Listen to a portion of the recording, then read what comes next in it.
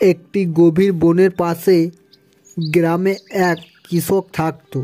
কৃষকটির একটি গাভী ছিল। গাভীটি ছিল খুব ভালো। সে সারাদিন এদিকে ওদিকে ঘুরে ফিরে ঘাস খেয়ে বেড়াতো,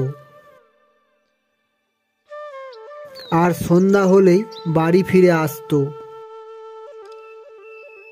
একদিন গাভীটি ঘাস খেতে খেতে সে গভীর বনের মধ্যে ঢুকে পড়ে, আর সে মনের আনন্দে ঘাস খায়।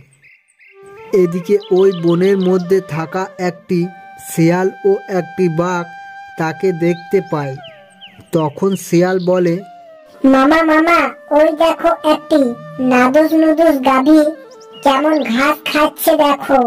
অনেক দিন ধরে গাভীর মাংস খায়নি। মামা, আজ ওই গাভীটাকে আক্রমণ করি, তাকে ধরে অনেক দিনের স্বাদটা মেটায়। ঠিক বলেছিস ভাগ্নে, চো আজ আশাটা পূরণ করি। এই বলে বাঘ ও শিয়াল গাভীটাকে শিকার করতে যায়। এদিকে গাভীটি বাঘের আওয়াজ শুনতে পেয়ে বলে, আজ আমি বনের মাঝে ঢুকে পড়েছি।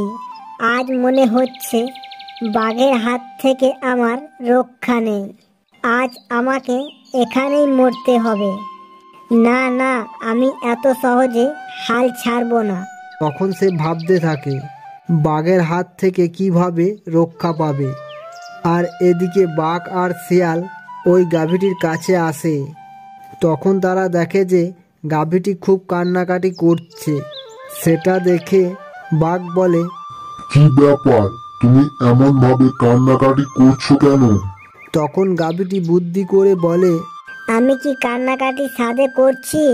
তোমাদের জন্য কান্নাকাটি করছি, কারণ আমাকে একটি তান্ত্রিক বর দিয়েছে যে আমাকে শিকার করে খাবে সে কিছুক্ষণ পরেই মারা যাবে।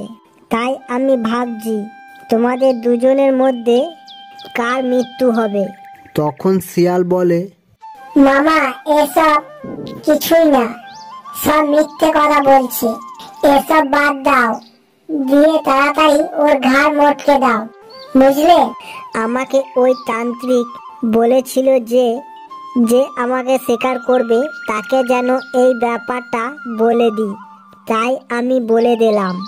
এবার তোমাদের ব্যাপার, তোমরা কি করবে? বলছি শিয়াল ভাগ্নে, আমি তো সবসময় আগে শিকার করি, এখন তুমি আগে শিকার করো, কেমন?